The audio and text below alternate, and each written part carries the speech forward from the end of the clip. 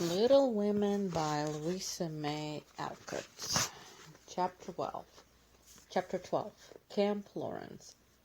Beth was postmistress, for, being most at home, she could attend to it regularly, and dearly liked the daily task of unlocking the little door and distributing the mail.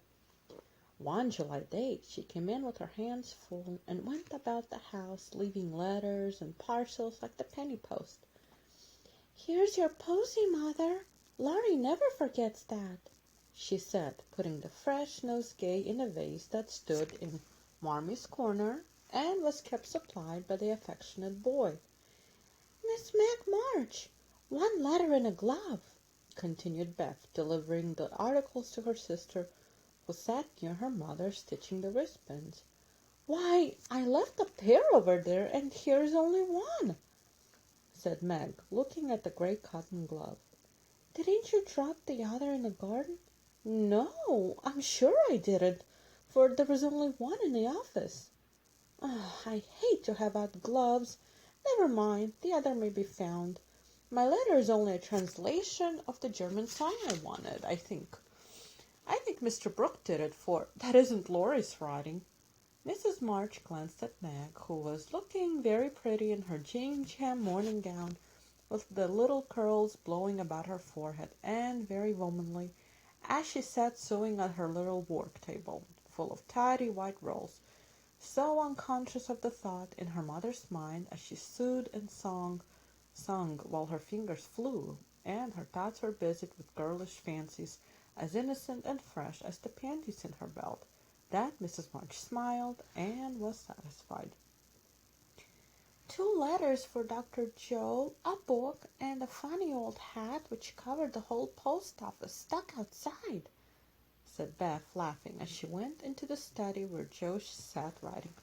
"What a sly fellow Laurie is! I said I wished bigger hats were the fashion, because I burn my face every hot day. He said, 'Why mind the fashion? Wear a big hat and be comfortable.' I said I would if I had one, and he has sent me this, to try me. I'll wear it for fun and show him I don't care for fashion." And, hanging the antique broad brim on a bust of Plato, Jo read her letters. One from her mother made her cheeks glow and her eyes fill, for it said to her, "My dear, I write the little word to tell you with how much satisfaction I watch your efforts to control your temper. You say nothing about your trials, failures, or successes, and think, perhaps, that no one sees them but the friend whose help you daily ask. If I may trust the well-worn cover of your guidebook, I, too, have seen them all, and heartily believe in the sincerity of your resolution, since it begins to bear fruit.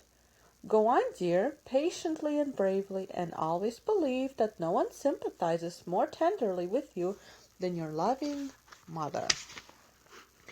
"That does me good. That's worth millions of money and pecks of praise. Oh, Marmee, I do try. I will keep on trying and not get tired, since I have you to help me." Laying her head on her arms, Jo wet her little romance with a few happy tears, for she had thought that no one saw and appreciated her efforts to be good, and this assurance was doubly precious, doubly encouraging, because unexpected, and from the person whose commendation she most valued. Feeling stronger than ever to meet and subdue her Apollyon, she pinned the note inside her frock, and as a shield and reminder lest she be taken unaware, and proceeded to open her other letter, quite ready for either good or bad news. In a big, dashing hand, Laurie wrote, "Dear Joe, what ho! Some English girls and boys are coming to see me tomorrow, and I want to have a jolly time. If it's fine, I'm going to pitch my tent in Longmeadow, and row up the whole crew to lunch and croquet, have a fire, make messes, gypsy fashion, and all sorts of larks. They are very nice people, and like such things. Brooke will go to keep us boys steady, and Kate Vaughan will play propriety for the girls. I want you all to come. Can't let Beth off at any price, and nobody shall worry her. Don't bother about rations. I'll see to that, and everything else. Only do come, there's a good fellow. In a tearing hurry, yours ever, Laurie." Here's richness!" cried Joe, flying in to tell the news to Meg. "Of course we can go, Mother. It'll be such a help to Laurie if I can row, and Meg can see to the lunch, and the children be useful in some way." "I hope the Vaughns are not fine grown-up people. Do you know anything about them, Joe?" asked Meg. "Only that there are 4 of them. Kate is older than you, Fred and Frank, twins, about my age, and a little girl, Grace, who is 9 or 10. Laurie knew them abroad and liked the boys, I fancied, from the way he primmed up his mouth in speaking of her, that he didn't admire Kate much." "Ah, I'm so glad my French print is clean. It's just the thing, and so becoming," observed Meg complacently. "Have you anything decent, Joe?" "Scarlet and gray boating suit, good enough for me. I shall row and tramp about, so I don't want any starch to think of. You'll come, Bethy?" "If you won't let any of the boys talk to me." "Not a boy. I like to please Laurie, and I'm not afraid of Mr. Brooke. He is so kind. But I don't want to play or sing or say anything. I'll work hard and not trouble anyone, and you'll take care of me, Joe, so I'll go." "That's my good girl. You do try to fight off your shyness, and I love you for it." "Fighting fault isn't easy, as I know, and a cheery word kind of gives a lift. Thank you, Mother." And Joe gave the thin cheek a grateful kiss, more precious to Mrs. March than if it had given back the rosy roundness of her youth. "I had a box of chocolate drops and the picture I wanted to copy," said Amy, showing her mail. "And I got a note from Mr. Lawrence asking me to come over and play to him tonight before the lamps are lighted, and I shall go," added Beth, whose friendship with the old gentleman prospered finely. "Now let's fly around and do a double duty today so that we can play tomorrow with free minds," said Joe, preparing to replace her pen with a broom. When the sun peeped into the girls' room early next morning to promise them a fine day, he saw a comical sight.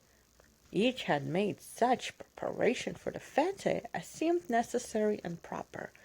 Meg had an extra row of little curled papers across her forehead. Joe had copiously anointed her afflicted face with cold cream.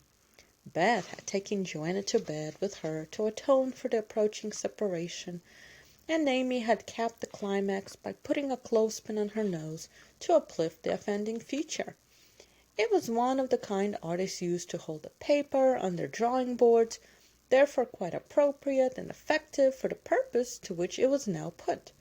This funny spectacle appeared to amuse the son, for he burst out with such radiance that Joe woke up and roused all her sisters by a hearty laugh at Amy's ornament.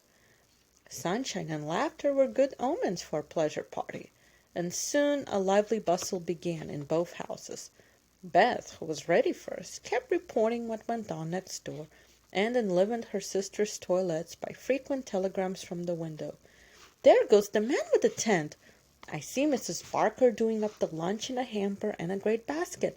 Now Mr. Lawrence is looking up at the sky and the weathercock. I wish he would go too. There's Laurie looking like a sailor. Nice boy. Oh, mercy me. Here's a carriage full of people, a tall lady, a little girl, and 2 dreadful boys. One is lame, poor thing. He's got a crutch. Laurie didn't tell us that. Be quick, girls. It's getting late. Why, there's Ned Moffat. I do declare. Look, Meg, isn't that the man who bowed to you one day when we were shopping?" "So it is. How queer that he should come. I thought he was at the mountains. There is Sally. I'm glad she got back in time. Am I all right, Joe?" cried Meg in a flutter. "A regular daisy. Hold up your dress and put your hat straight. It looks sentimental tipped that way, and will fly off at the first puff. Now then, come on." "Oh, Joe, you're not going to wear that awful hat. It's too absurd. You shall not make a guy of yourself," remonstrated Meg, as Joe tied down with a red ribbon the broad-brimmed, old-fashioned leghorn Laurie had sent for a joke. "I just will, though, for it's capital, so shady, light, and big. It will make fun, and I don't mind being a guy if I'm comfortable." With that, Joe marched straight away, and the rest followed, a bright little band of sisters, all looking their best in summer suits with happy faces, under the jaunty hat brims. Laurie ran to meet and present them to his friends in the most cordial manner. The lawn was the reception room, and for several minutes a lively scene was enacted there. Meg was grateful to see that Miss Kate, though 20, was dressed with a simplicity which American girls would do well to imitate, and she was much flattered by Mr. Ned's assurances that he came especially to see her. Joe understood why Laurie primed up his mouth when speaking of Kate, for that young lady had a stand-off, don't-touch-me air, which contrasted strongly with the free and easy demeanor of the other girls. Beth took an observation of the new boys and decided that the lame one was not dreadful, but gentle and feeble, and she would be kind to him on that account. Amy found Grace a well-mannered, merry little person, and after staring dumbly at one another for a few minutes, they suddenly became very good friends. Tents, lunch, and croquet utensils having been sent on beforehand, the party was soon embarked, and the two boats pushed off together, leaving Mr. Lawrence waving his hat on the shore. Laurie and Joe rowed one boat, Mr. Brooke and Ned the other, while Fred Vaughn, the riotous twin, did his best to upset both by paddling about in a wherry like a disturbed water bug. Joe's funny hat deserved a vote of thanks, for it was of general utility. It broke the ice in the beginning by producing a laugh. It created quite a refreshing breeze, flapping to and fro as she rowed, and would make an excellent umbrella for the whole party if a shower came up, she said. Kate looked rather amazed at Joe's proceedings, especially as she exclaimed, "Christopher Columbus!" when she lost her oar, and Laura said, "My dear fellow, did I hurt you?" when he tripped over her feet in taking his place.